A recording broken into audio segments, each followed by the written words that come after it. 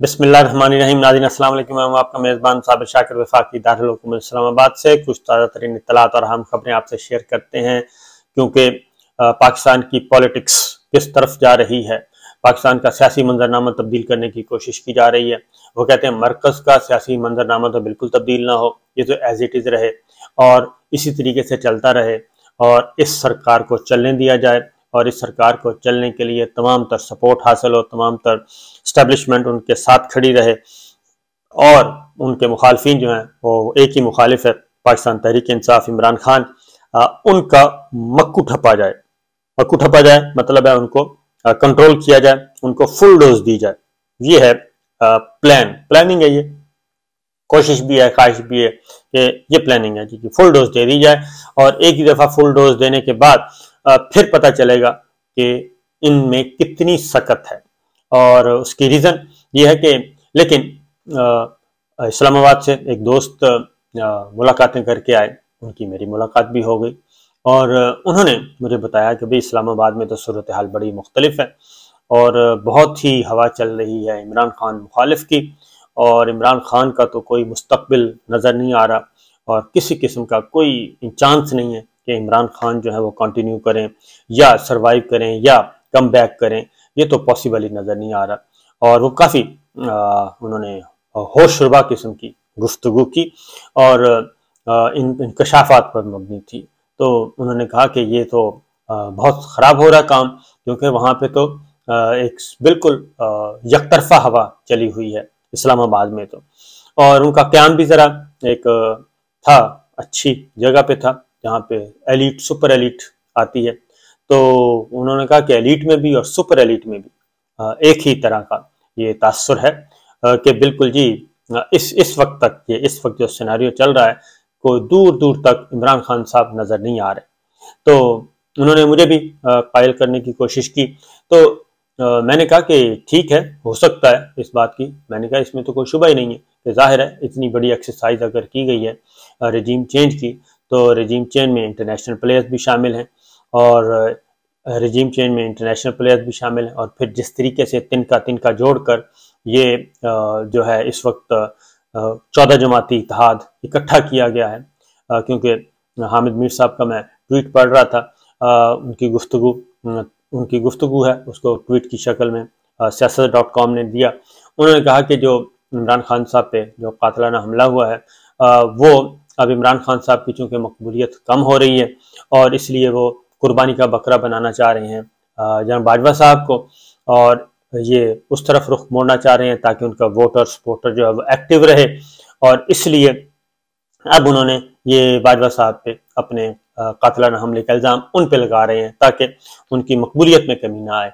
हालांकि हामिद मीर साहब ने क्लेम किया हालांकि कि बाजवा साहब ने तो इमरान हुकूमत बचाने की पूरी कोशिश की। तो हालांकि हामिद मीर साहब जानते हैं बहुत अच्छी तरह कि किसने कितनी कोशिश की, कि किस तरीके से इमरान खान साहब की हुकूमत बचाने की कितनी कोशिश की। बाजवा साहब ने इतनी कोशिश की कि शहबाज शरीफ साहब से मुलाकात की और मलिक अहमद खान साहब लेके गए उनको मुबैना तौर पर और शहबाज शरीफ साहब को कहा कि भाई खबरदार, आपने कोई हरकत की तो इमरान खान को वज़ीर आज़म रहना है और हमने कोई रजीम चेंज नहीं करनी, कोई तहरीक अदम एतमाद नहीं करनी। ये शहबाज शरीफ साहब से उन्होंने कहा, क्योंकि वो मुलाकात जब खुफिया मुलाकातें कर रहे थे। फिर बाजवा साहब ने मौलाना फजलुर रहमान साहब को समझाया कि भाई देखें, इमरान खान साहब को कुछ नहीं कहना, यह हुकूमत चलती रहे, मैं इस हुकूमत के साथ हूँ, इमरान खान को वज़ीर आज़म रहना है, बिल्कुल ऐसा नहीं करना। फिर उन्होंने जरदारी साहब से, बिलावल भुट्टो साहब से भी राब्ते किए, उनको भी समझाया कि आपने इमरान खान आप वज़ीर आज़म होंगे और तहरीक अदम एतमाद बिल्कुल नहीं कामयाब होने देनी। आपको जरदारी साहब को टास्क दिया कि मुस्लिम लीग नवाज को भी इसमें हिस्सा नहीं डालना चाहिए। फिर मेंगल साहब को बाजवा साहब ने समझाया। उसके बाद फ़रोग नसीम साहब को मुलाकात की, उनको बताया कि भाई आप क्या कर रहे हैं, इमरान खान साहब को नहीं गिराना, उनको लेके चलना है आगे और ये बिल्कुल आपने जरदारी साहब की बात नहीं माननी और मुस्लिम लीग नवाज की बात नहीं माननी।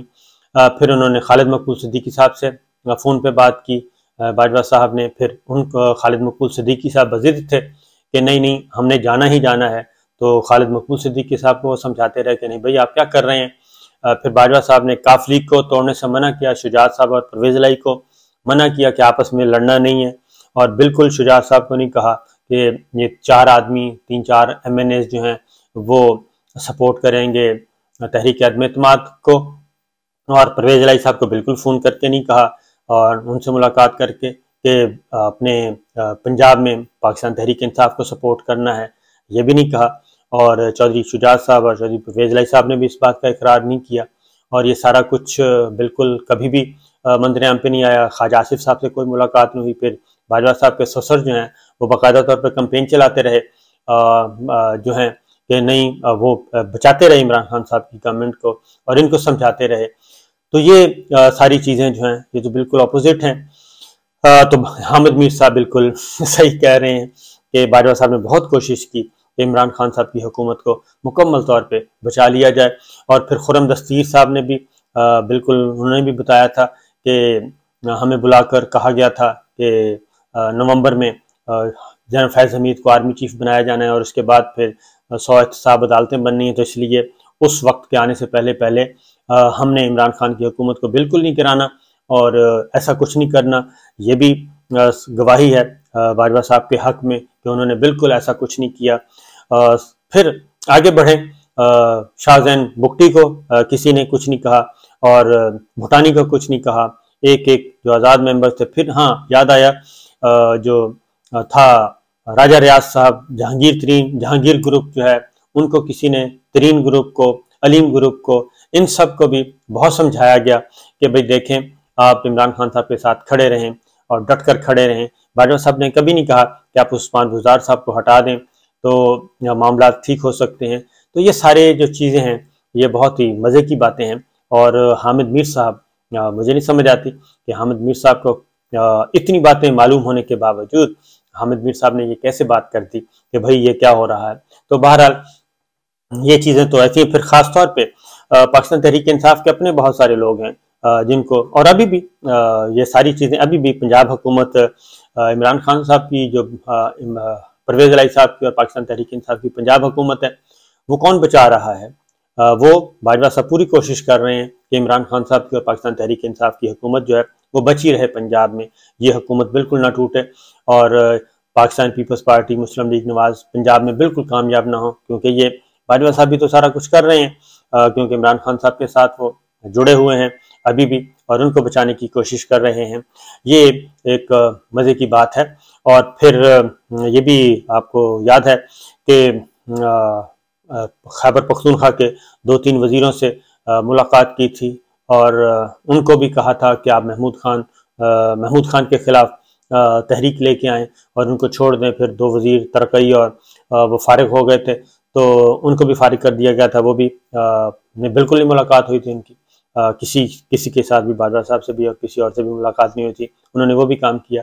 تو بہرحال یہ ساری چیزیں موجود ہیں، یہ ساری مزے کی باتیں ہیں جو کہ چلتی رہتی ہیں. تو یقیناً حامد میر صاحب صحیح کہہ رہے ہیں کہ باجوہ صاحب نے پوری کوشش کی کہ عمران خان صاحب کی حکومت بچ جائے. تو یہ دلچسپ باتیں ابھی بھی جو چل رہا ہے. بہرحال کرنٹ سچویشن پہ آ جاتے ہیں کہ آج ڈاکٹر شہباز گل کے چونکہ پچھلی تاریخ پہ وارنٹ جاری کیے گئے تھے، وہ اس وقت ہاسپٹل میں ایڈمٹ ہیں لاہور میں. ان کو پھر ایمبولینس کے ذریعے لایا گیا اور ان کو آکسیجن لگی ہوئی تھی اور سانس لینے میں دشواری تھی. ان کو پہلے بھی یہ ایشو ہوا تھا، تکلیف ہوئی تھی اور ان کو آج ٹرائل کورٹ میں پیش کیا گیا، لیکن وہ ایمبولینس میں ہی رہے، وہیں پہ ان کی حاضری ہوئی اور ان کو اوپر نہیں لے جایا جا سکا کورٹ روم میں جج صاحب کے سامنے، اور وہیں پہ ان کی حاضری ہونے کے بعد تاریخ کر دی گئی ہے، آگے کر دی گئی ہے. 20 جنوری اگلی تاریخ ہے، شاید 19-20 ہے. اور اس کے بعد عماد یوسف وہ نہیں آ سکے، ان کو ملیریا ہو گیا تھا. ان کو بھی میڈیکل آئی تھی، تو میڈیکل اپلیکیشن آئی تھی حاضری سے استثناء کی، لیکن جج صاحب نے کہا کہ لگتا ہے کہ یہ دانستہ طور پہ یا ٹائم گین کرنے کے لیے کیا جا رہا ہے، اور اس لیے انہوں نے ان کے بھی 50,000 کے مچال کے جمع کروائے ہیں کہ 50,000 کا ایک جاری کیا وارنٹ کہ وہ بھی آئیں اگلی تاریخ پہ. تو انہوں نے بھی آنا ہے کیونکہ یہ جو एक बगावत का मुकदमा था जिस पे ये उस्ताद आन पड़ी थी ARY पूरे के पूरे ARY पे। हमाद यूसुफ साहब को भी गिरफ्तार किया था, शहबाज गिल भी उस मुकदमे में आए। शहीद अरशद शरीफ जो है, इस मुकदमे की वजह से उनको रातों रात मुल्क छोड़ना पड़ा था, इस मुकदमे की वजह से, जिस पे ये फर्द जुर्म आयद की जानी है हमाद यूसुफ साहब पे और हमारे डॉक्टर शहबाज गिल पे। इन पे जो फर्द जुर्म आयद की, सलमान इकबाल साहब पे मुकदमा हुआ था, खावर घुमन पे हुआ था, अदील राजा पे हुआ था, इन सब पे मुकदमा हुआ था। उसी मुकदमे की वजह से, इसी FIR की वजह से रातों रात शहीद अरशद शरीफ को मुल्क छोड़ना पड़ा था। इस्लामाबाद से पेशावर और पेशावर से UAE और UAE से फिर उनको वहाँ का भी पीछा किया गया तो उनको केनिया जाना पड़ा, केनिया में उनको शहीद कर दिया गया। तो ये वही मुकदमा है और उसमें फर्द जुर्म आयद होनी है और फर्द जुर्म आयद नहीं हो रही, तो उसके लिए आखिरी मौका दिया गया है। तो जाहिर है जब सूरत हालात साजगार ना हो तो इस तरह की नौयत, इस तरह के मामलात होते हैं। ये चीज़ें चल रही हैं। पंजाब की लड़ाई बदस्तूर जारी है और आज़म सवाती साहब की इमरान खान साहब से मुलाकात हो चुकी है और आज़म सवाती साहब ने इमरान खान साहब को इन 20-25 दिनों में, 36 दिनों में जो उनके साथ हुआ वो सारी रुदात सुनाई है उनको और अगली स्ट्रेटेजी तैयार की गई है कि आइंदा क्या करना है। तो इमरान खान साहब पीछे हटने के लिए तैयार नहीं हैं और इमरान खान साहब एग्रेसिवली अपनी पॉलिसियाँ, अपनी पॉलिटिक्स करना चाहते हैं और वो कंप्रोमाइज़ करने के लिए तैयार नहीं है। उसके लिए पंजाब में जो कुछ हो रहा है, पंजाब में ख़ास तौर पे इसमें डिटेल आपको मैं पहले भी आपको बता चुका हूँ कि पंजाब की वज़ारत आला जो है वो चौधरी परवेज़ इलाही साहब के पास ही रहनी है। क्यों रहनी है ये मैं अगले व्लॉग में बता दूंगा। लेकिन उधर कराची में आप जाएंगे तो पाकिस्तान पीपल्स पार्टी और MQM के दरमियान किसी किस्म का कोई समझौता नहीं हो रहा और पाकिस्तान पीपल्स पार्टी कोई स्पेस देने के लिए तैयार नहीं है और उन्होंने फेडरल गवर्नमेंट को भी कन्वे कर दिया है कि मुस्लिम लीग नवाज को कि जनाब ये सियासत है और सियासी जागीर में हम किसी को घुसने नहीं देंगे, किसी को आने नहीं देंगे, ज़ीरो टॉलरेंस है। बिल्कुल इसी तरीके से जैसे आपकी ज़ीरो टॉलरेंस है पंजाब के मामले में। तो यहाँ तक मामला पहुँच चुका है। बाकी बात इंशाल्लाह अगले वीडियो में। इजाज़त दीजिए। अल्लाह हाफिज़।